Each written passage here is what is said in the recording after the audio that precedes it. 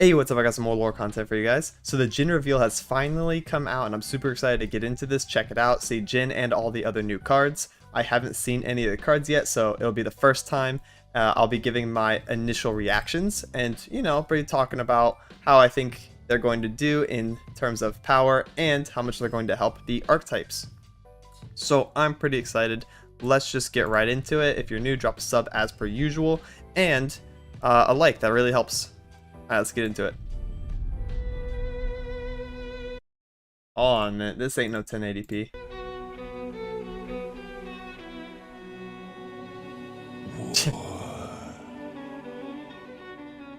It throws our world's ugliness into sharp relief. Senseless brutality only inspires sophomoric performers. Don't know what that means. Big word. Desperate for purpose, for a muse. Annie. But cruelty, as a medium, demands nuance. And only a true visionary can wield it. Who or what is that? What? Who? What is that thing? Is this gonna be like a Jhin support card? I have never seen this character ever. That is weird. Also, we did see Annie, so Annie is probably also coming at some point, because this is something Legends of Runeterra likes to do, is tease other champions that will eventually be released in early trailers for the expansions. Okay, interesting. So, we can take a look at the cards. Let's go. Jhin is a 4-mana 4/4, as everyone wanted. His region is regionless. He's his own thing. The Jhin region. Okay. Origin, the Virtuoso. Attack. Deal 2 to all stunned enemies. Wow, people are already going to be popping off about Yasuo support. Yay. Alright. Level up. You've played 12 fast spells, slow spells, or skills. Just in general. So he's not really locked to anything in particular. He just wants to have you play a bunch of spells over the course of the game. Okay. If a Jhin started in your deck, for every 3 fast spells, slow spells, or skills you play while you behold Jhin, play Lotus Trap. Okay, Lotus Trap is Jin's E from League, the little thing on the ground that pops and explodes. You may put any follower that has a skill into your deck during deck building. Oh, so here we go. This allows you to break regions. The lock no longer matters. You can just put in any follower that has a skill. That is going to be exciting. Not only is there going to be some cool competitive decks with this, but a lot of memes as well. I can already see the meme potential of Mr. Jhin here. Already starting off as a 4/4/4 is pretty nice. Love to see that. Okay, Jhin, while leveled, has quick attack, deal 4 to all stunned enemies, and the enemy nexus every time. So he's a little bit weaker than Pack Your Bags. He just deals 4. That's pretty great. Wow, he stays a 4-mana 4/4. They're actually all in the meme. Okay, that's really cool. I like him. That's really interesting. So he's gonna be played with stun decks. He's going to be a more slow card, probably with Yasuo at first. We'll end up seeing who he's best with, but yeah, you want to play spells and then play him, probably protect him and let his effect go off. Obviously, if you can get something like Scout on him, this is really, really broken. Being able to deal 8, just by attacking twice, or rallies as well, making him attack multiple times a turn, is not going to be very fair. Alright, next is his champion spell, a 4-mana slow speed spell. Jin's Dancing Grenade. Deal 1 to a unit. Create a second bounce in hand at the next round start and create a Jhin in your deck. Wait, you can just keep doing this every turn? Deal 1, create a second bounce. Oh, okay, no, second bounce is going to be its own card that has its own unique text effect. Okay, sure. Next round start though, so you don't have to spend mana on it again right away, you just get it later. Deal 1 to a unit. Sure. It's probably going to deal increasingly more damage. Here's the new card that I was talking about, we've never seen before. It is a Jhin support card, probably. The Maker, 3 mana 3/2. Play, recall a unit with less power than me. This can hit followers or champions because it says unit. Very interesting. Can buff this in hand and then summon it and make it bounce other things that are a bit stronger, so that's pretty cool. The Maker, huh? Alright, so not only Jhin synergy, but of course Yasuo synergy. Harbinger of Thralls, more Thrall support. Very interesting. So, Thalia and Lysandra getting a little bit of a buff here. 2 mana 2/2. Play, summon a Frozen Thrall, or advance all your Frozen Thralls 1 round. This is pretty much what the deck needs. Just something to play on turn 2, because it'll make the early game more consistent. You can do Frozen Thrall on 1, you can advance it an extra turn on here if you don't have Clockwork Curator. It's just a nice body. It can block against aggro. Makes it to where you don't have to float the first 2 turns and play Avalanche to stay in the game. So overall, this is a really strong card, exactly what the deck needed. Kinku's Call, 4 mana slow speed spell. Summon a Keeper of Masks. Now or at the next round start, you get to choose. This is the first time we're seeing a mechanic like this. Very interesting. So Keeper of Masks is a 2 mana 2/3 on summon. Grant all allies +1 attack. Used to be pretty good in Elusive Swarm decks, aka Kinku Elusives, which is pretty interesting that this card's name is kind of a callback to that. Summon a Keeper of Masks now or at the next round start. So what you can do is set up on defense turn, get a bunch of Elusives out, just go absolutely wide, and then set this to go into your next turn. So the attack token goes to you, you get to open attack, you get a 2/3 and a bunch of stats. Bunch of attack stats. It's pretty crazy. And you also get to draw off of it. I think this is completely fine. You're spending 2 mana for a 2/3 now or later, and you're spending 2 mana to draw 1. I think that's probably fine. It's only going to be played in like that cheesy elusive deck though. This is an aggro card. It really is. This is an aggro card through and through. Protective Brood Father, Dragon support, 8 mana 7/7. Attack, draw a unit. If it's a dragon, summon it attacking. That is an incredibly high roll card. I don't think this is going to see play in dragons. It doesn't really fit. But you could like literally get a soul off the top and just swing with it, and then you automatically win the game. That's like absolutely incredibly cheesy. I'm pretty sure going like Eclipse on 7 into Asol on 8 is always going to be better than this, but this can get some crazy high roll potential. Imagine if you're only playing dragons though. If you fully support dragon as an archetype and every single card in your deck is a dragon or an elephant, and that's pretty much it, then maybe. Just maybe. 2 mana 4/4, the Stagehand. Ionia card that has an ephemeral. Play, stun an enemy. That's really odd. This could be like a super aggressive card. Like imagine your opponent only has one card on the field, and you just stun it and then deal 4 to the enemy nexus. That's kind of cool, but I don't know. I don't like it having ephemeral. The best thing that we can do with Stagehand is use Deathmark and trade the ephemeral, give it to an opponent's unit, and we have a 4/4. And this is a 2 mana card that allows us to do that. That's probably the best use of this card. Just Deathmark it. Next we have Revna, the Lore Keeper, 6 mana 2/2, crazy stats. When I'm summoned, grant units in your deck my stats, then draw a unit with 5 power. Huh? When I'm summoned, grant units in your deck my stats. So you can hand buff this, play it, then everything in deck will gain stats equal to her current stats. That's pretty cool. So if your player is a 6 mana 2/2, everything in deck is going to get 2/2, and you're going to draw a unit of 5+ power. If you only have champions, this is going to force draw a champion. That's kind of cool to have 5+ power. Otherwise, I don't know. Deck buff is a little slow. A little weird. Chamber of Renewal, 3 mana landmark. When you summon a champion, destroy me to grant it 2/1 and spell shield. This is broken. This is not a fair card. When you summon a champion, destroy me, give it 2/1 and spell shield. This is going to be the craziest Renekton card. Like, it curves perfectly into him as well. So you probably float turn 1, okay? And then you play Rockhopper on turn 2. You play this on 3. Then you play Renekton on 4.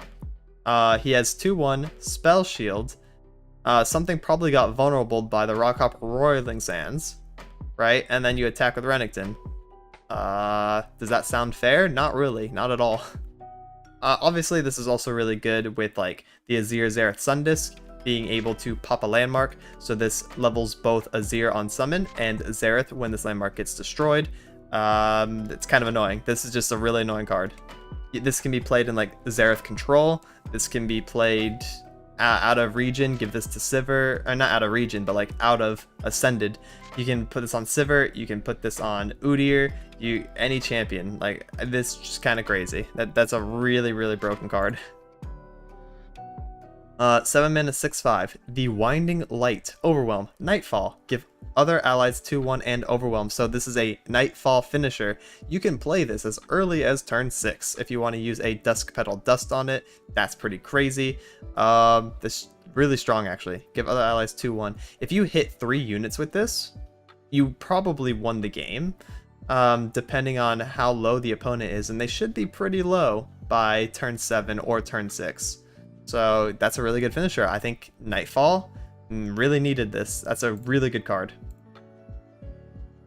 Captive Greyback, 4 mana 2/3 with Overwhelm, Noxus card. Attack. I deal 3 damage to my blocker. If it's dead or gone, I deal 3 damage to the enemy Nexus instead. Wow, that is really strong actually. Of course it has like less stats because it is a crazy ass effect for a 4 mana card.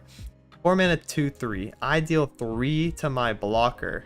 If it's dead or gone, I deal 3 to the enemy Nexus instead. Wow. So, buff this card with like anything during combat, be able to use Whirling Deaths and stuff like that. It has Overwhelm. This thing can get kind of out of control. I'm curious to see how this is going to come out, what deck this would be used in. Aggressive Noxus strategies. So any burn deck could use this on turn 4. Like turn 4 is already like something that, you know, burn doesn't have anything for. Could slot this in and see what happens. I'm pretty curious about that. Mega Tusk, Sea Monster, so deep support. 4 mana 3/4, deep. Once you're deep, heal your allies in Nexus 3. Oh, is it just one time use?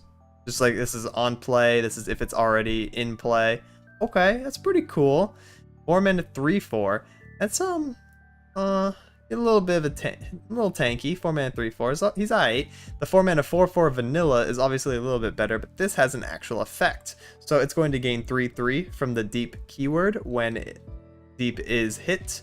So it'll go up to a 6/7 and heal your allies in Nexus 3. If this is on the board when you go deep, that's actually pretty huge. Get a nice little heal for yourself so you can deal with aggro, and then heal your allies if they're damaged. That's good against KS so they can't execute. It's pretty good. It's a nice little sea monster. Don't feel so bad playing him. 5 mana slow speed spell, Storm of Blades. We got Azir Irelia support as well. This is crazy. A little bit of everything going on here. For the rest of the game, when you Blade Dance, summon another attacking blade and Blade Dance 1. 5 mana slow speed though. For the rest of your game, when you Blade Dance, summon another attacking blade every time. So if you Blade Dance 1, it's going to be 2. If you Blade Dance 2, it's going to be 3. And that includes this one, right? So when this one resolves, you're going to Blade Dance 2. That's kind of worth. This is really, really good. Only if you have, I don't remember what he's called now.